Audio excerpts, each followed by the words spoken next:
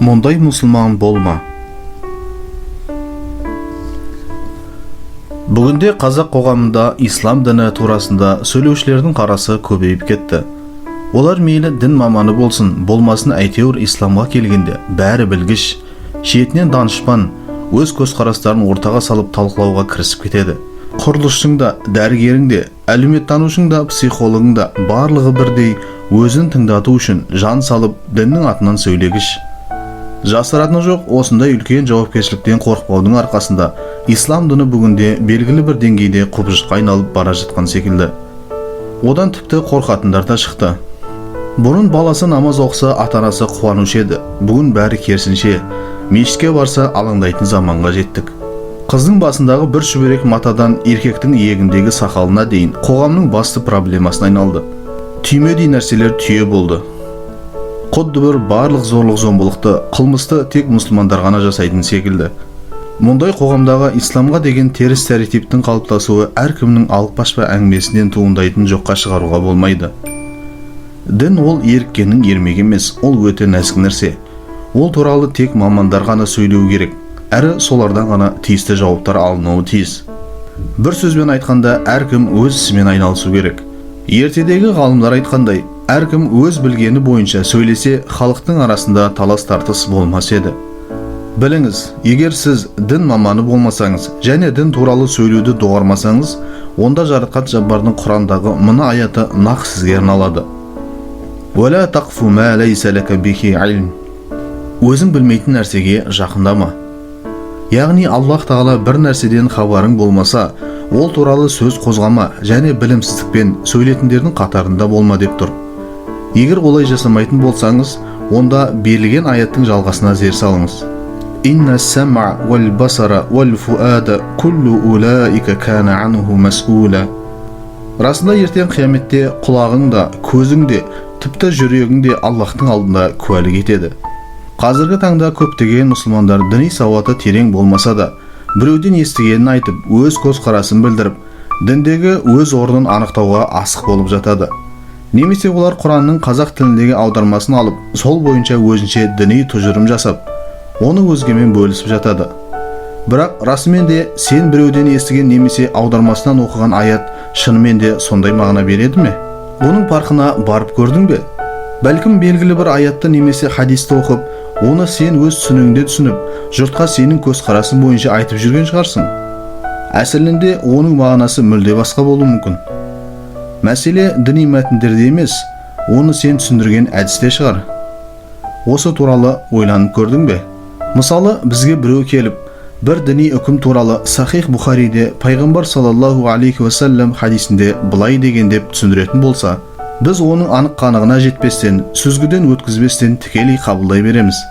Бұл жағдайда бізге пайғамбар хадисі немесе Сахих Бухари деген атаудың өзі жеткілікті көрінеді.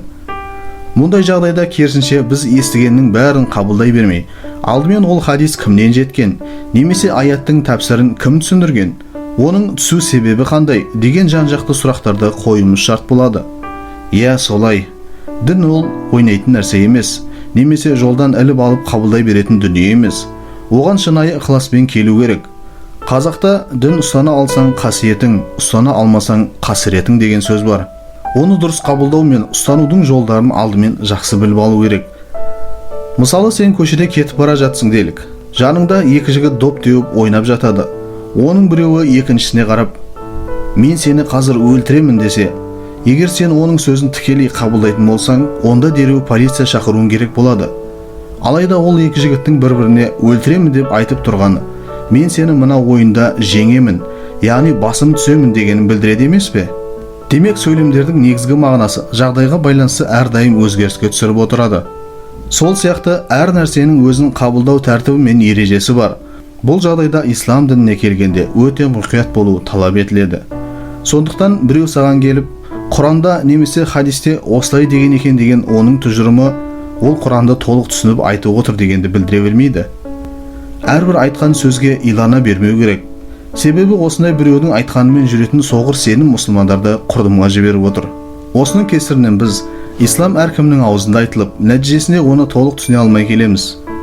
Құран мен хадис үстіртін біреудің айтқанымен түсіне салатын дүниелер еместігін жақсы білуіміз керек. Сөзімізді қуаттау үшін бір жағдайды айтып кетелік. Bir күні бір әйел ғалымның алдына келіп, баласы туралы шағымданады. Оның баласы соңғы бір жылдың ішінде намазды тәрк етіп, ішімдік ішіп, темекі тартып, көптеген басқа да жаман әрекеттерге әуес болып, қатты өзгеріп кетеді. Содан анасы бір жыл өткеннен кейін баласының мұндай әрекетінен шыдамай, «Сен бұдан бұлай менің ұлым емессің» деп Құрандағы Нұх пайғамбардың оқиғасын айтып берген екен. Иә, Құранда бұл жайында нақты айтылған. Яғни Нұх пайғамбар 950 жыл бойы халықты тура жолға шақырып, ақырында адамдар иманға келмегесін, Аллахтың бұйрығымен кеме жасап, топан судан аман қалады. Сол жер бетін су басқан уақытта оның баласы да иманға келмегендердің қатарында жойылып кетеді. Сол сәтте Нұх пайғамбар жаратқанға жалбарынып, «Рабби инна ибни мин ахли». «Ва Раббым, менің ұлым отбасымның бір мүшесі еді» дегенде Аллах Тағала Нұх пайғамбарға қарап, «Я Нух, иннаху лайса мин ахлик». «Ей Нух, ол сенің отбасыңның мүшесі емес еді» деп ескертеді. Дәл осы жағдайды баяндаған аятты оқыған әлгі әйел оны тура мағынада түсініп, баласына қарап, «Сен бұдан бұлай менің балам емессің» деген екен.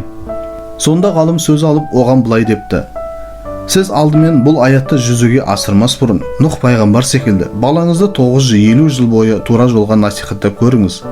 Сонда ғанда мұндай үкім сіздің балаңызға жүреді. Ал сіз болсаңыз, балаңыз небәрі бір жылдың ішінде теріс жолға түсіпті. Оған шыдамай менің балам емессің деп одан бас тартып отырсыз. Демек сізде әлі балаңызды тура жолға шақыруға 949 жыл бар» деген екен. Яғни ғалым әйелдің Құрандағы аяттың мағынасын әлі толық түсінбегенін нақты атап көрсеткен. «Уәлә тақфу мә ләйсә ләкә бихи илм». Өзің білмейтін нәрсеге жақындама деген аяттың мағынасын білдіреді. Сондықтан Құрандағы бір мәселені жүзеге асырмас бұрын алдымен оны жақсылап, жан-жақты талдап түсініп алуымыз керек екен. Осыған байланысты Құранға терең үңіліп қарамайтындарға Аллах Тағала келесі бір аятта былай дейді: «Афәлә ятадаббарунал Құр'ана әм аля құлубин ақфалуха». Олар Құранның мағынасына ой жүгіртіп қарамай ма, әлде олардың жүректері бекітіліп, құлыпталып қалған ба? Расында адам баласы табиғатынан жүректері құбылмалы келеді. Бірде қатты, бірде жұмсақ болады. Аяттағы жүректердің құлыпталуы деген сөздің мағынасының бірі, кейбір адамдар белгілі бір нәрсені дәлелдеу үшін өзінікі дұрыс екенін көрсеткісі келеді. Мәселен, бір кісі саған діндегі бір үкімді айтты делік. Бірақ сенің түсінігің бойынша оның айтқаны дұрыс емес. Сонымен екеуінің араңда біршама діни тақырыпта дискуссия болады.